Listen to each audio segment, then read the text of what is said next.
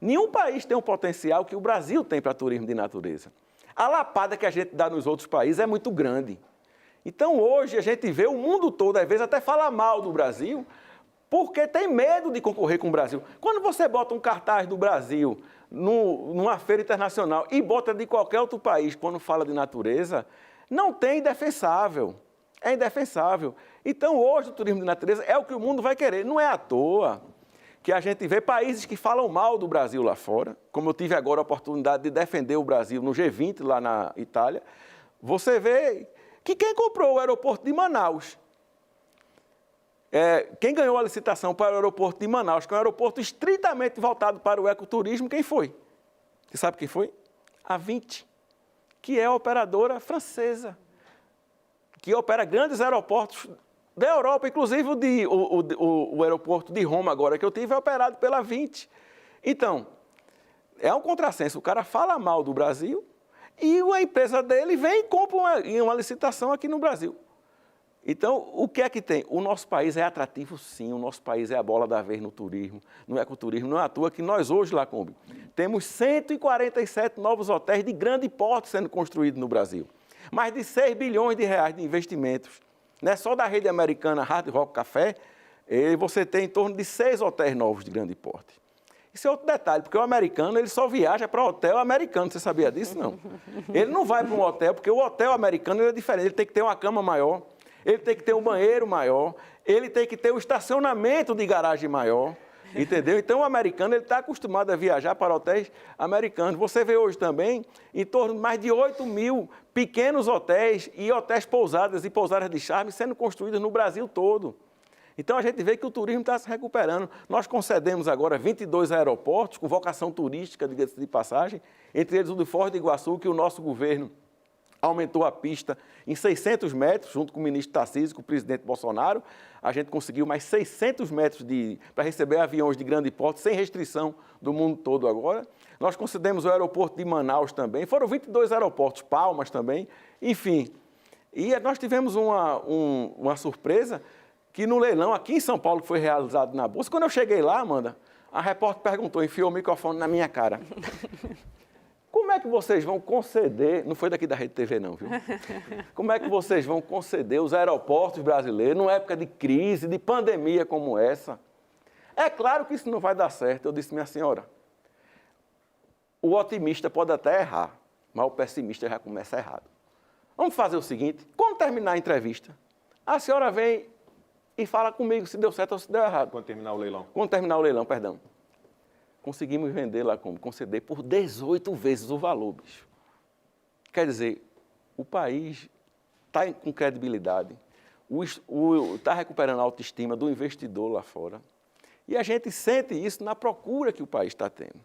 Né? Grupos internacionais como o Vila Galés, por exemplo, agora, que assumiu o Hotel Sheraton lá no Paiva, entendeu? E vários outros empreendimentos de grande porte que estão acontecendo no Brasil. Eu não tenho dúvida que se a gente resolver alguns gargalos que nós temos, né, por exemplo, o maior gargalo do Brasil hoje, eu acho que todo mundo concorda comigo, quem está em casa, vocês aqui, é o preço da passagem aérea. Né? A passagem aérea tem que ser estudada, tem que ser resolvido isso, porque não tem porquê o Brasil ser um fabricante de aviões, o Brasil tem uma dimensão continental, precisar de aviação regional, precisar de aviação, enfim, para poder o brasileiro viajar entre si. E olha, Tiago, em audiência na Câmara, o ministro do Turismo culpa o presidente da França por prejuízos ao setor no Brasil. O assunto agora com Vitor Brown. O ministro do Turismo, Gilson Machado Neto, disse nesta quinta-feira que as fake news divulgadas pelo presidente da França, Emmanuel Macron, provocaram bilhões de reais em prejuízos ao Brasil. Durante a audiência pública na Câmara dos Deputados, o ministro citou uma postagem feita nas redes sociais por Macron há 2 anos, em agosto de 2019. Na época, o presidente francês publicou uma imagem antiga de incêndio na Amazônia e escreveu que a floresta, pulmão do mundo, estava em chamas. Celebridades como a modelo Gisele Bündchen e o ator Leonardo DiCaprio também divulgaram a imagem, mas a foto não era atual.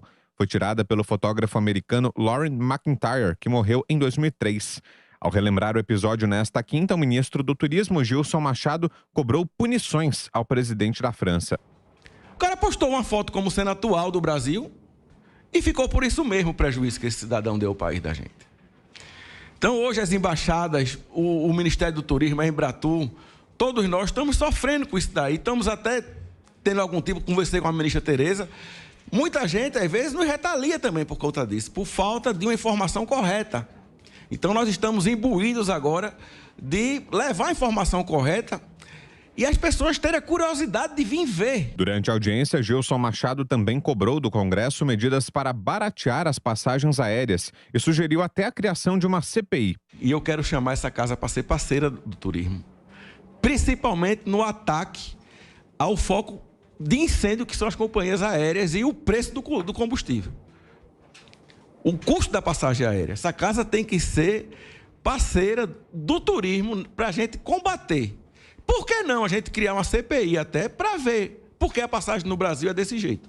O ministro demonstrou otimismo em relação à retomada do turismo e disse que o horizonte é positivo para o setor. Gilson Machado também informou que o governo trabalha junto à Anvisa e ao Ministério da Saúde na criação de protocolos sanitários para que o Brasil volte a receber cruzeiros marítimos na próxima temporada. O ministro está parcialmente correto nas críticas que ele faz ao presidente francês Macron. Macron, de fato, divulgou desinformação a respeito do Brasil, a respeito da questão ambiental brasileira, inclusive, com interesses, obviamente, de protecionismo, né? De proteger ali o setor agrícola da França, que enfrenta aí grandes problemas e é extensamente, altamente subsidiado. Na ocasião em que o Macron fez isso teve uma repercussão em toda a Europa. Eu lembro que amigos meus que moravam na Alemanha mandavam fotos de produtos nos supermercados lá da Alemanha, produtos brasileiros que ativistas colavam ali um adesivo dizendo que era um produto que destruía a Amazônia, quando às vezes era, por exemplo, uma peça de carne que tinha sido produzida em outras regiões do Brasil que sequer tem o bioma amazônico. Tudo isso, obviamente, causa prejuízo ao Brasil. Mas também é verdade que o discurso do governo brasileiro naquela ocasião era um discurso de quem não estava nem aí para o meio ambiente, então ficava muito fácil vender essa narrativa. Meio ambiente e mercado estão agora mais próximos do que nunca. É preciso demonstrar que nós cuidamos exatamente do meio ambiente e produzimos. Emmanuel Macron, ele sofreu uma pressão dos agricultores franceses e, de certa maneira, está defendendo a dele. Está errado, mas é francês. O que eu fico assustado é com brasileiros que embarcam nesse discurso. E alguns artistas que não entendem nada de nada sobre agricultura, né? E que ficam fazendo esse discurso e prejudicam enormemente o Brasil. Sobre as companhias aéreas, eu sou contra controle de mercado, mas tem alguma coisa estranha. O mercado controlado, ele é contra o consumidor. O mercado bom é o que tem competitividade e aí ele se abre e o consumidor se beneficia. Mas se a passagem está alta, o preço está muito alto e os aviões lotados, tem alguma coisa estranha. Ou é monopólio, ou os donos das companhias estão fazendo exatamente esse controle, o que é muito grave, é um crime contra o consumidor.